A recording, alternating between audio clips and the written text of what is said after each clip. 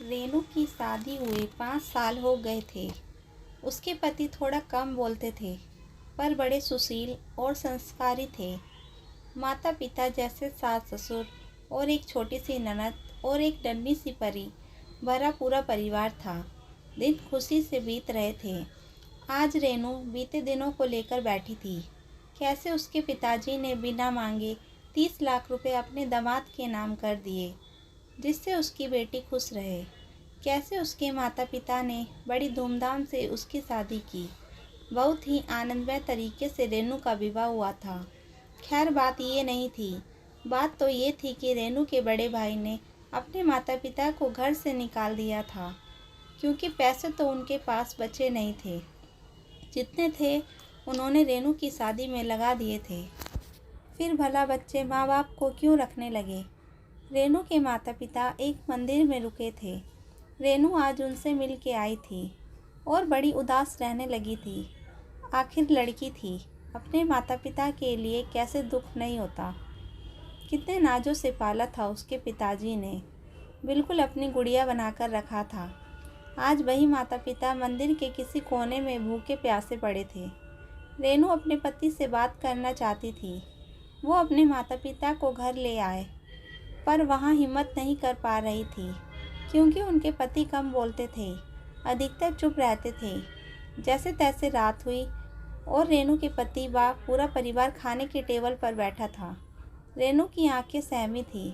उसने डरते हुए अपने पति से कहा, सुनिए जी, भैया भाभी ने मम्मी पापा को घर से निकाल दिया है। वो मंदिर में पड़े हैं। आप कहें तो उनको घर ले आऊं। रेनू के पति ने कुछ नहीं कहा और खाना ख़त्म करके अपने कमरे में चला गया।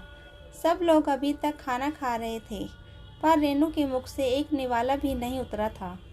उसे बस यही चिंता सता रही थी कि अब क्या होगा। इन्होंने भी कुछ नहीं कहा। रेनू रुहासी सी आंख लिए सबको खाना परोस रही थी।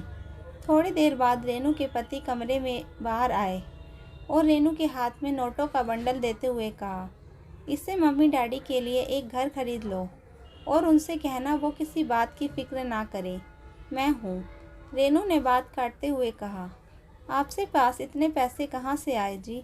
रेनू के पति ने कहा, ये तुम्हारे पापा के दिए गए ये पैसे हैं, मेरे नहीं थे, इसलिए मैंने हाथ तक नहीं लगाए।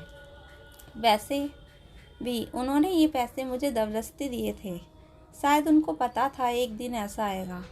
रेनू के सास ससुर अपने बेटे को गर्व भरी नज़रों से देखने लगे और उनके बेटे ने भी उनसे कहा, अम्मा जी, बाबूजी सब ठीक है ना।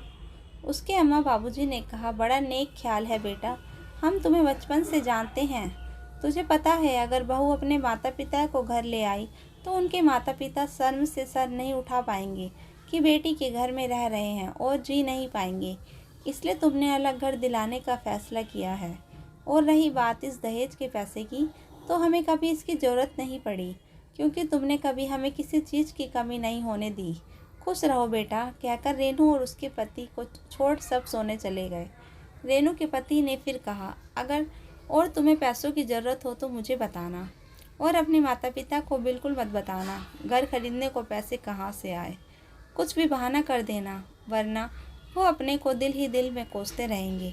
चलो अच्छा, अब मैं सोने जा रहा हूँ, मुझे सुबह दफ्तर जाना है। रेनू का पति कमरे में चला गया और रेनू खुद को कोसने लगी। मन ही मन न जाने उसने क्या क्या सोच लिया था। मेरे पति ने दहेज के पैसे लिए हैं, क्या वो मदद नहीं करेंगे? करना ही पड़ेगा, वरना मैं भी उनके माँ बाप की सेवा नहीं करूँगी। रेनू सब समझ चुकी थी कि उसके पति कम बोलते हैं, पर उससे ज़्यादा कई समझते हैं। रेनू उठी और अपने पति के पास गई, माफ़ी मांगने लगी।